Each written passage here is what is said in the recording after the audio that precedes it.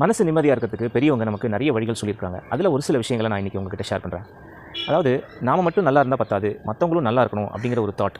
மற்றவங்க எப்படி போனால் பரவாயில்ல அப்படிங்கிற ஒரு தாட்டை விட கொஞ்சம் ஒருபடி மேலே போய் மற்றவங்களும் நல்லா இருக்கணும் அப்படிங்கிற எண்ணம் வரும்போது மனசு பாசிட்டிவிட்டியால் நிறைஞ்சி நமக்கு ஒரு நிம்மதி வரதை நம்மளால் பார்க்க முடியும். அதே சமயத்தில் மற்றவங்கள பார்த்து எந்த விஷயங்களுக்கும் பொறாமப்படாமல் இருக்கிறது, அவங்கள பார்த்து அவங்களோட நம்மளை கம்பேர் பண்ணாமல் இருக்கிறது. அடுத்தது, நமக்கு கொடுக்கப்பட்டிருக்கக்கூடிய இறைவன் நமக்கு கொடுத்துருக்கக்கூடிய எவ்வளவோ அருட்கொடைகளுக்கு இறைவனுக்கு நம்ம நன்றி செலுத்துவது. அடுத்ததாக, நமக்கு யாராவது தவறு செய்து விட்டாலும் அவர்களை மனப்பூர்வமாக மன்னித்து விடுவது. பொதுவாக நம்ம யார் மேலே அதிகமாக கோவம் வச்சுருப்போம் பார்த்திங்கன்னா, நெருங்கிய உறவினர்கள். அவங்க தான் ஏதாவது எப்பயாவது சொல்லியிருப்பாங்க, தெரியாமல் கோவத்தில் ஏதாவது பேசியிருப்பாங்க. அதை நம்ம அப்படியே மனசில் வச்சுக்கிட்டு அதையே நினச்சி பார்த்துக்கிட்டே இருக்கும்போது நமக்கு மனசில் ஒரு டென்ஷன்.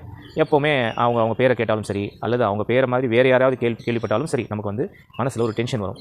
அப்போ நம்ம மனப்பூர்வமாக மன்னிச்சு விடுறது மூலமாக நமக்கு மனசில் ஒரு நிம்மதி கிடைக்கும். இந்த 4 வழிகளையும் நிச்சயமாக நீங்கள் ட்ரை பண்ணிவிட்டு கமெண்ட்டில் சொல்லுங்கள்.